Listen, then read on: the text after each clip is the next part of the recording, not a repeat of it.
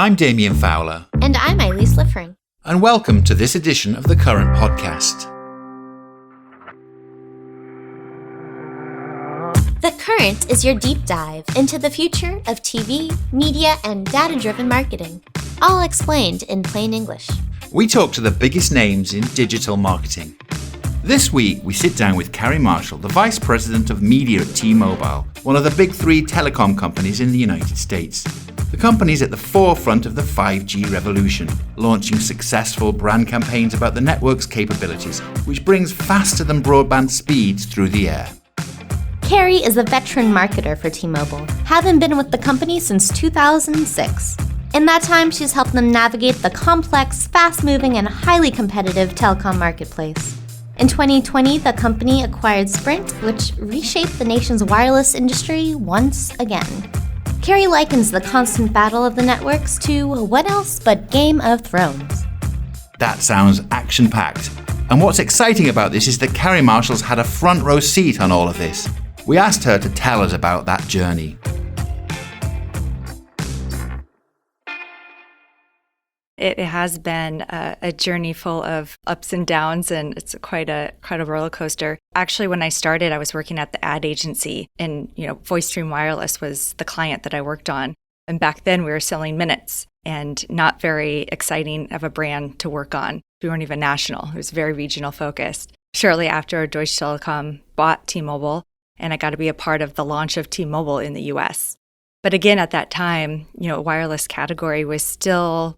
There wasn't a lot to differentiate yourselves, and we were definitely in that value zone. And value is still at the core of T-Mobile today, so we never wanted to lose that.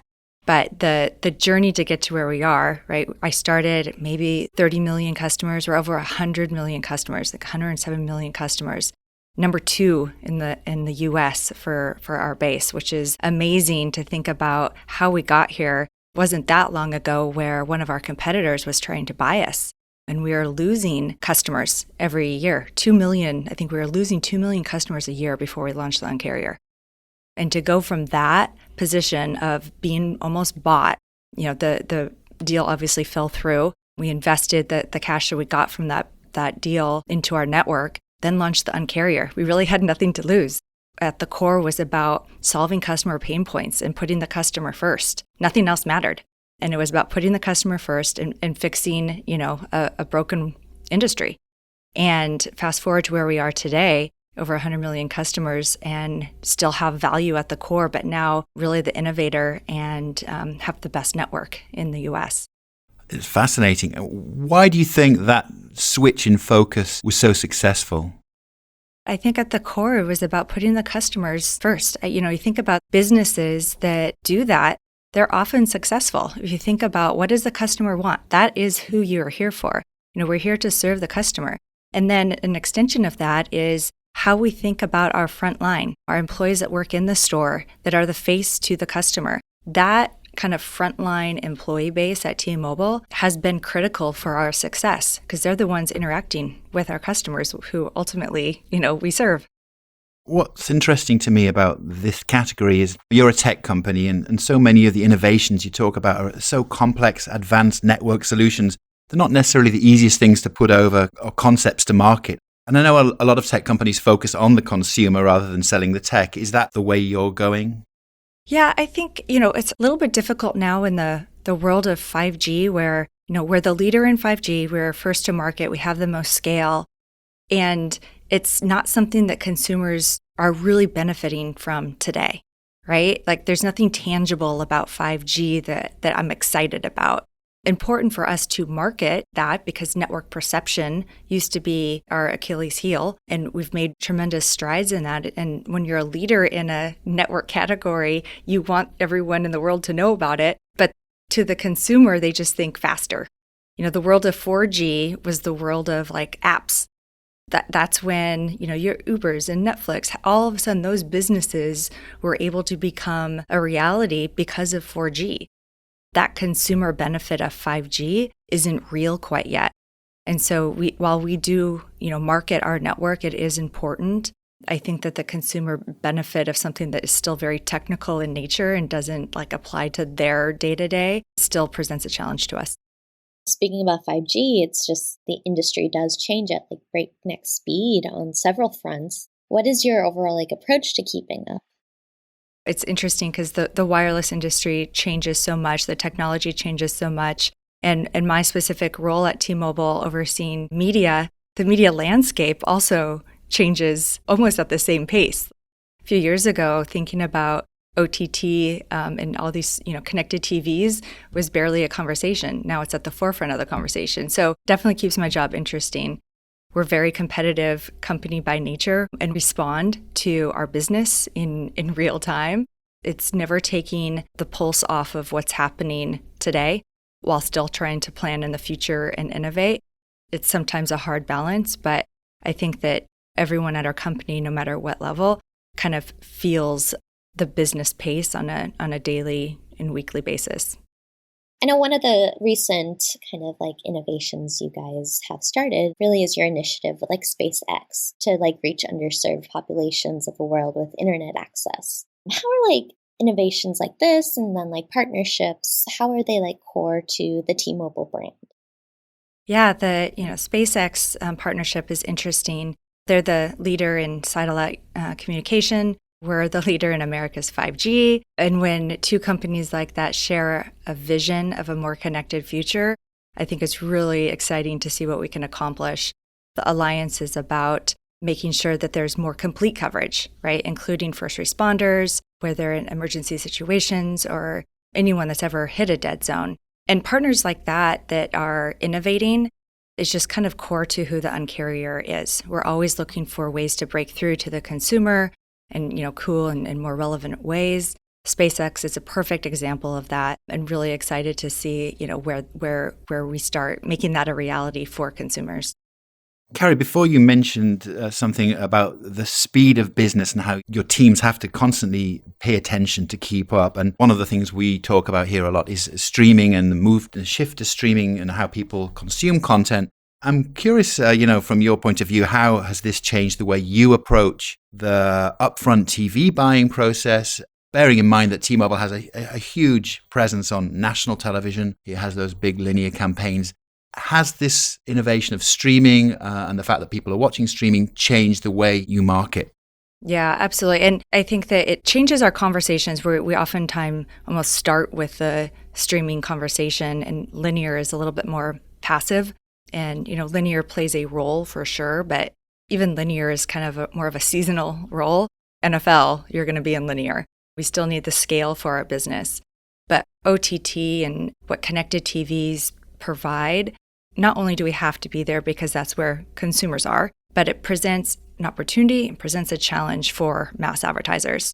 The opportunity now is, well, hopefully you can start eliminating waste by being more targeted with, different audiences, different messages to those audiences. The challenge is still on the measurement front. And the challenge is also, as a mass advertiser, really defining those audiences that you want to go after. We haven't really had to push ourselves to get there because we want to target everyone in the U.S. Even though we have a customer base of over 100 million, there's still efficiencies to reach everyone. So I think that, it's changed our dynamics. It's changed the way that I partner with our creative teams because more content is necessary. The measurement framework and the analytics that we need to support that change in strategy is more apparent than ever.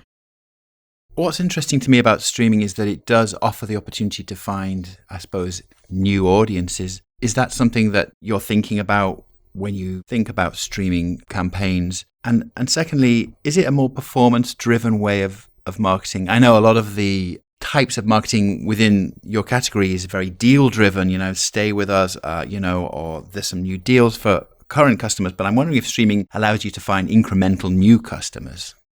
Yeah, it does. And we have, one of the ways that we kind of monitor and kind of optimize our buy to get that incremental reach is through partners like iSpot. And they allow us to have kind of greater visibility to that ecosystem to look at the incremental reach that different partners can provide. So we're definitely looking at that. Again, the challenge is we can provide incremental reach. The audience piece specifically is more of a challenge because we're providing reach still based on households or demo based, whereas I want to provide incremental reach maybe on certain behaviors that make up an audience. So I think that planning is there, but the way that we buy and the measurement piece to really get back to the incremental reach of the audience still has some challenges. Now, you mentioned also about going after everyone. Certain competitors, in the telecom space tend to go after more age-specific categories. I'm thinking of like Mint Mobile with Gen Zers and like young millennials, for instance. Why is that not as much of a priority for T-Mobile? It's not that it's not a priority. I think our brand tends to over-index against a younger audience. And we prioritize it from a way that we partner with the entertainment industry. So it might not be a specific media spend, but we do a lot of, concert tours and partnerships with Lizzo, or, in the past we've had Justin Bieber. We show up at music festivals, experiential stuff. We're looking at agreements with social creators, so people that are creating content themselves as a way to reach. I think that audience isn't as responsive and doesn't necessarily, we know they're not watching video the same way that an older audience does. They're not listening to terrestrial audio. So we're rounding out the edges of how to reach them. And I think it's a little bit more of a curated way versus some of the mass media that's maybe worked for us in the past. Has your strategy evolved as digital has become a bigger piece of the budget pie? Yes, I think that we're still, there's still a lot of opportunities for us to create better digital experiences for our consumers, both the base and our prospects. That is a priority. Thinking about our retail stores are still the primary way that customers transact with us. That's the primary entry point. We know that there's research and shopping done digitally, and that is also important. But when it comes to actually making the transaction, you're going into a retail store. So we are definitely focusing on making that experience more digitally enabled, right? Because even if you walk into the store, it doesn't mean you shouldn't have a digital experience and capabilities built out within your store footprint. But it's a balance of investing there as well as maybe someone doesn't have to go into the store at all to transact and convert with T-Mobile. Now, how did the pandemic maybe affect that kind of goal, or maybe that helped, make the shift towards more of like a digital in-store balance there? Just how did that shift affect T-Mobile's approach to in-store strategy? Yeah, it's interesting, and we did shut our doors down for a short period of time, but we were also able to open up quicker than a lot of retailers were because we were important for people to communicate and deem that way. But it was also challenging to get people to work in the store during the pandemic. So even if we could open the doors and serve as a necessity for communication, it was also, presented challenges like we're asking our employees to put themselves in, potential situations that no one wanted to be in. So our flow definitely slowed down, and we saw more customers. We have amazing churn, but even during the pandemic, no one was really switching. There wasn't a lot of, switching activity happening. And the digital experience, it was more focused on virtual retail. T-Mobile has its own in-house agency. How do you find the balance between what in-house handles versus maybe what an outside agency might pick up? It's fluid. So I'll start there. It can be challenging. I feel like I'm constantly kind of problem solving specific use cases of who is driving, who's engaged, who's the decision maker. Our journey of in-housing, we started, I would say, small. We didn't try to do everything at once. And we garnered a lot of learnings by doing that. We started with our paid search and brought that in and some ad tech. And so you start working out the kinks of a new behavior internally and coordination with the agency. So it's a behavioral kind of change that we needed to embrace and figure out. And then, we built upon that, and now we have our programmatic, our social, ad operations, supporting our entire enterprise all in-house. It's not perfect, right? There's changes happening in our industry that presents more discussions.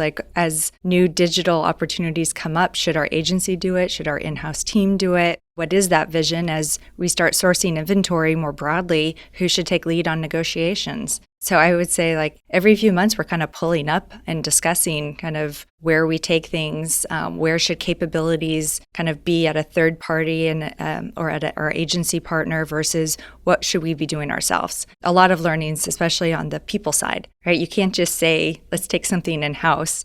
We're not a media company, right? We're a wireless company. Media agencies groom and retain their good talent by keeping them trained and educated. Like there's a whole, like that's what a media agency, that's their business. You bring a portion of that in-house and all of a sudden you have to like kind of ring fence it and think about that team a little bit differently than maybe other parts of the organization. They're different needs, different types of investment, different considerations from a training perspective, that are required in order to be successful. We recently reported a story about the chicken sandwich wars between fast food chains, and that's heating up again. Obviously, there's been a lot of attention on carrier wars as well, and I know that T-Mobile has come out on top as the global high performer. First off, does that make you feel good? For a minute, but it's never enough. Accomplishment, that's great, but we're always looking for more. Is marketing, in your category, in the telecom category, a Game of Thrones? That's interesting to put it that way. Yeah, I think to some degree, I think our culture is very competitive. We always say around here, like, we won't stop. And that started really in the Un-carrier days of like solving customer pain points. And at the beginning, there was so many pain points to kind of conquer and positioning ourselves against the enemy. And the true enemy was Verizon, was AT&T. And that kind of fueled, a sense of energy here and a tight culture of like, we had a sense of purpose and we were going to like do this, but we're doing it for the good of the consumer. In the same way that, when we merged with Sprint, we think about 5G and having, the best 5G network. How do we use it for good, right? For the good of the consumer and kind of pushing ourselves apart from thinking about us in the category. I don't want to be compared to AT&T and Verizon because they're doing everything that we wouldn't want to do. We're kind of standing on our own and about connecting consumers and doing what's right for them. And that includes, what we're doing now from a value perspective and, locking our prices when our competitors are increasing their prices. I think that maybe a little bit of Game of Thrones and, we're definitely winning. But now we're entering new categories like home internet where we're winning. And it's, we won't stop. We're going to continue to grow. You say T-Mobile is locking your prices. Is that due to inflation at all? Is that why your competitors might be upping their pricing at this time? How is that like playing into, I guess, maybe just your marketing efforts too at this time? We want our customers to get the most of their rate plans. And so locking in their prices was one component of presenting that value because there's a lot of prices can be, unstable. I think inflation right now, a lot of consumers are battling with that. Grocery store to gas to everywhere you look. And our competitors are increasing wireless and passing along maybe costs that, the company might be taking on into consumers' hands. And we just ultimately, it's against the Un-carrier. We fundamentally think about the customer first. Did inflation play into it? You could say timing was kind of in the same zone, but it was also just about doing what's right for the customer, providing them more value. This year we also launched additional benefits within our rate plan. So not only locking prices in, but additional travel benefits, streaming in the air. We have our T-Mobile Tuesdays, which is thanking our customers every single week. You don't have to do anything. You don't add up your points. It's just a thank you. We want our customers to always get more out of the rate plan. As you think about the year ahead, is there anything that you're particularly focused on? Is there a marketing trend that excites you right now that you're thinking we've got to lean into that? One of the things that I know is frustrating for my leaders here is like we're spending a lot of money in media. What is it doing for us? I don't want performance engines and, our search investment's doing this and our programmatic investment is doing that. And we have a lot more data there. And then you have, a massive video bucket, national TV bucket. And you're like, well, here's what I think it's doing, but it's more on plan delivery versus tied to our business. Outside of MMM, which is a historical look back on performance, I need real-time data to help us optimize and steer. So that's a big push for me as we're thinking about new ways to measure, new ways to work with our partners, and where do we all need to line up to get to a better place. In the next year, we're not going to solve it all, but we have to make progress.